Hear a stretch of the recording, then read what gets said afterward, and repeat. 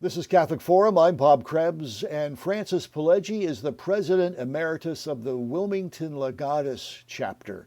He's also the managing partner of a Wilmington law office, and we'd like to welcome to the program Francis Pileggi. Thanks so Thanks much for very much. being with us. Yeah, it's great to Thanks very talk to much you. for having me. Yeah. So, before we get started talking about Legatus, tell us a little bit about yourself. I gave you a very quick introduction, but what else do we need to know about you, Francis? Well, I'm one of seven children. I'm married. I have a beautiful wife and a perfect daughter. Yeah. And hard to believe, but I'm in my 60s now. I've been practicing law for over 35 years, Wow. and I focus mostly on corporate and commercial litigation. Mm-hmm. How's that for 30 seconds? Oh, that's great. That's perfect. And I know how it is to be in your 60s. It's hard to believe. I still don't believe I'm that old. I know it's amazing. I feel like I'm 30, but then I walk past the mirror. So tell us about Legatus. How did that organization get started? Well, it started. There's a gentleman by the name of Tom Monahan, who made a lot of money. Some people say over $1 billion when he sold the Domino's pizza chain, Mm-hmm. pizza shop chain, and he got the idea when he was a member of a group called Young CEOs. Mm. And he wanted to form an organization that was for Catholic CEOs. Mm-hmm. And he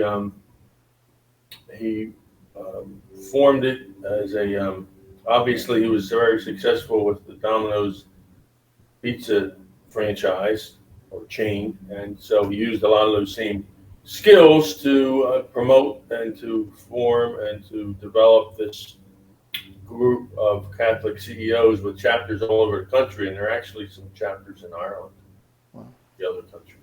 Yeah. And he's a very dynamic guy. He probably, as you know, after selling Domino's pizza chain, he created the Ave Maria University in Florida, which has its own Ave Maria Law School. And I understand that there's a real estate development. It's a little town that is built around the university, and there's a cathedral there. I don't know if it's formally called a cathedral, but it's as big as a cathedral. Mm-hmm. So he is the driving force behind Legatus, and now there are chapters all over the country. And I originally belonged to the Philadelphia chapter, but a few of us who work in Wilmington and or live in Wilmington wanted a chapter that's a little bit closer, because driving to Center City, Philadelphia during rush hour is not fun. So, and you can stop me if I'm going on too long, but I'm sort of extending the answer to tie it into the Wilmington chapter. Yeah. No, that's great. Is Tom Monahan still involved with Legatus? Yes, still involved. I was at a Legatus dinner in New York City in December, and he was there himself in person. Yeah. So he's very actively involved. Yes, I think he's in his 80s now. Yeah. So you're one of the founding members of the Wilmington chapter. Oh, the Wilmington chapter, yes. Yeah. How did that get? When did that get started, and what was the That process got started about, believe it or not, about 20 years ago. In 2006, I think, was our first meeting in Wilmington, and obviously before that, in 2005, we met with the Bishop of Wilmington at the time, and we got approval from the bishop and approval from Legatus to start our own Wilmington chapter. Mm-hmm. What are the membership requirements? What do you have to be a CEO to join Legatus? Technically, I'm actually going to read it right here from All right. Because I looked it up. They keep raising the standards, so I guess I'm lucky I got in before the standards were too high. But the theory behind it, Tom Monahan's reasoning in forming it was to make it a forum for CEOs, not for just any business, but it had to be a substantial business, because his theory was that CEOs or other top managers of larger businesses have somewhat different concerns and different stress points. So that's the reasoning behind it. But right now, the requirement is you have to be either the CEO or some C-level top manager of a company that has 9.5 million in annual revenue, or if it's a financial services firm, maybe 2 million. And I think these are in the alternative, or you have to have or manage at least 40 employees. Mm-hmm. So those are the, of course, the most important thing is you have to be a Catholic in good standing. Mm-hmm. I should have started with that. So you really, does a new member have to get, say, a letter or something from their pastor that says that they're a Catholic in good standing? I think they do. Don't hold me to that. I think if it's not a letter, then you have to have some other verification that you're a Catholic in good standing. I'm not sure, because as you know, it's been about 25 years since I joined. So I honestly don't remember. And somehow, before they raised the standards, I got into the Knights of Malta, and I also did that about 20 years ago. So I might be getting my recollection, because I remember for the Malta, you had to have a letter from your pastor, but I just remember if Legatus does. Maybe a phone call with your pastor would be enough. Right. How many members are in the Wilmington chapter? Right now, we have about 25 or so. I should mention that an important aspect of this, and something that makes it a little bit different than many other groups, is it's designed for spouses. So unlike the Rotary Club and similar clubs, it's not just an individual, but it's designed for couples. So so when you're asking me about the membership requirements and things of that nature, it's the monthly meetings we have are for and with couples. So when I answer the question, how many members, it's right now about 13 couples. We have one or two that are, one is a widow, so he comes alone, but it's, that's a long-winded answer to your question. Yeah. What is a meeting like? Can I walk? So we usually have it at a local country club. More recently, we've been meeting at the Greenville Country Club, but sometimes we go to other country clubs. And start out with the rosary and then mass, and then after mass, we have a cocktail hour, and then after cocktail hour, we have dinner and a speaker. And the meetings usually start around 6 and end promptly by 9. And the speaker usually speaks on a topic that would be relevant to Catholic business people. So it could be something as simple as we've had some speakers who, for example, have been priests who have some active apostolate that has to do with working with people. And for example, a dean of the business school at Catholic University, that would be an example. We've had motivational speakers. We've had speakers who have. We had a speaker who was a Swiss Guard. Oh, wow. So he talked about his time in Rome. So we have a very wide range of speakers that talk about things that would be of relevance or of interest to Catholic business leaders. And how often do you meet? Once a month. Except in July and August. Sometimes we skip August. In August, sometimes, for example, last year we went to a member's beach house in New Jersey, and the local parish there in New Jersey, they have a blessing of the blessing of the ocean. Oh, nice. Yeah. I forget what the exact title of the ceremony is. I should Right. know it, but I don't. Yeah. It had something to do with the local pastor going down to the beach and blessing the Was ocean. yeah. Yeah, a lot of beach area parishes do that. My guest today on Catholic Forum is Francis Pileggi. He is the President Emeritus of the Wilmington Legatus chapter, and we're talking about the work of Legatus. What does the name mean, Francis? Do you know? I think it means ambassador. Okay, yeah. I should know that. That's one of those things I used to know. Yeah. I'm looking around for my phone to see if I can Google it. Well, I think you're right. Now that you mention it, I've heard that before. Yeah, and I intentionally moved my phone out of my reach so I don't get tempted to look at it while that's fine. And you have a chaplain, correct? One of our priests.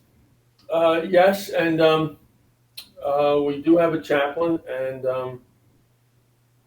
that, of course, has to be done through the bishop. So right. And that's Father Evers, is that correct? Father Evers is a chaplain for a different group that I belong to. Oh, really? We actually, it was Father Dillingham, and when Father Dillingham retired, he agreed to stay on if he could share the load with someone else. Ah, okay. So we have Father Carrier who nice. alternate. Yeah, nice. So why is it important for Catholics in leadership positions at large companies to have a group like Legatus?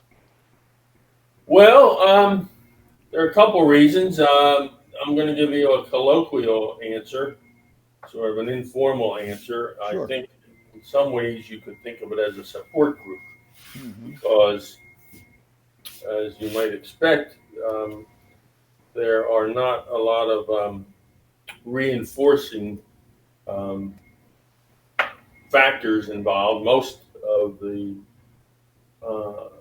circumstances that business leaders are in are either hostile to religion or certainly not supportive of somebody practicing their faith. And obviously, we live in a pluralistic society, so we can't impose our beliefs on anyone, but there's a difference between imposing your belief and just practicing your beliefs. And so I think it's helpful to be able to meet once a month with other business leaders who are experiencing the same pressures of a secular world and even in some instances hostility to practicing your faith, even if it's done quietly during your normal everyday activities. Sure. Now you've been involved for 25 years or so. What has been the impact on your business life and your faith? Well, I think it helps to, no matter what you're doing, even if it's not on a religious level, to get support, to get reinforcements, if you will, to help you to get positive reinforcement to what you're doing, and to be reminded that there are other people out there dealing with the same issues and dealing with the same pressures, and it's helpful, I think, to be able to share bread and make friends and relationships that would be a network, part of an ecosystem or an infrastructure to help you to continue to practice the way you want to practice. Now, I guess you and your other members are not only involved in Legatus, you probably are all involved at your local parish to some degree. Is that the case?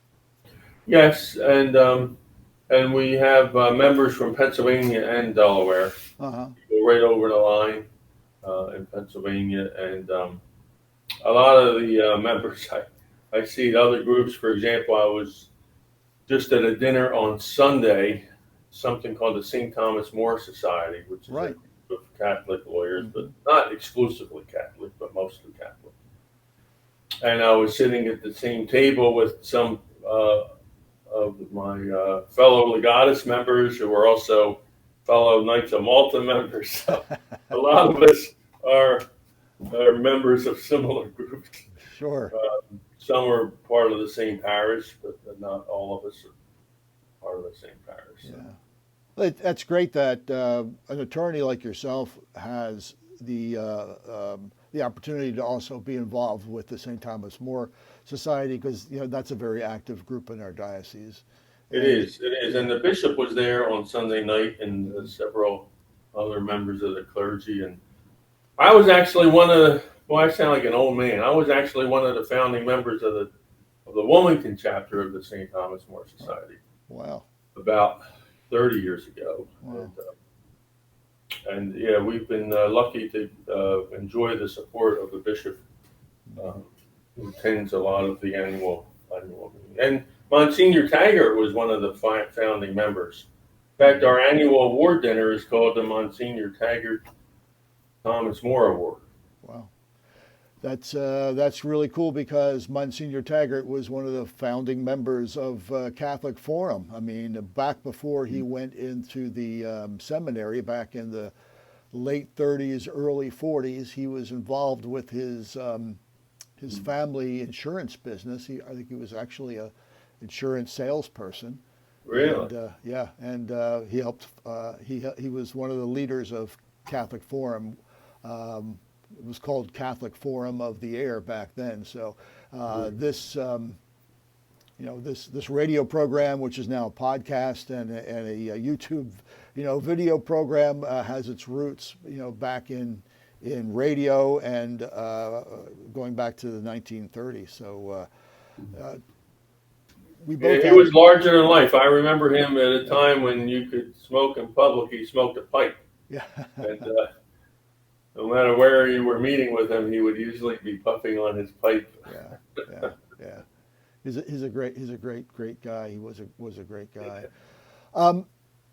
Can you share? I don't want to put you on the spot, but any success stories or ways that Legatus has helped either yourself or another member? Obviously, don't use names. Is there anything that comes to mind? Well, without using names or without giving you too much detail, right. I can tell you that there are instances where members help each other. It could be something simple, or it could be something complicated. Mm-hmm. But as I mentioned informally, I don't think the Legatus describes itself this way, but informally, I think you can refer it. In some ways, on some levels, among other benefits, it's a little bit like a support group. So right. Someone's having an issue that would be common to anybody who runs a business or who is a business leader. We can talk about it and sometimes share ideas. And there's something called a forum within Legatus, which is in addition to the monthly meetings. Some chapters have forums where the members meet separately on their own to discuss business issues. Mm-hmm. And because the monthly meetings are, we have the mass and the cocktails and dinner and then a speaker. Right. So, of course, you can talk to people before the meeting or after the meeting or during cocktails. But right. In addition to that, there's a forum if you want to meet separately. Talk specifically about business issues. The as you know, if you've been around Wilmington, all of your life, the business climate has changed. There used to be a lot of banks, and I guess there still are some. But is it more difficult these days to find the business leaders to be part of Legatus? And a second follow-up question to that: how about retirees? Are you allowed once you retire to remain a member? Yes, let me take that in reverse chronological order. I'll do the second question first. Sure. Yes, we do accept retirees. The membership requirements, as long as you have met them at some point in your life. So if you were the CEO of a company 10 years ago and you're now retired, you can still qualify for membership. Mm-hmm. And the first question, it's challenging in many ways to find members because And the minimum requirements seem to go up with inflation. Mm-hmm. So they're a little higher than they were 25 years ago. Mm-hmm. But, it's not every day that you find somebody with a business that they're running that has $10 million a year in revenue. Mm-hmm. Number one. And number two, you already have a small eligible pool, but then they have to be a practicing Catholic, which makes the pool even smaller. And then you identify a Catholic who runs a business big enough to meet the requirements. Then you have to get them interested in attending monthly meetings. Most busy people, the last thing in the world they want to do is join another group that requires them to attend once a month.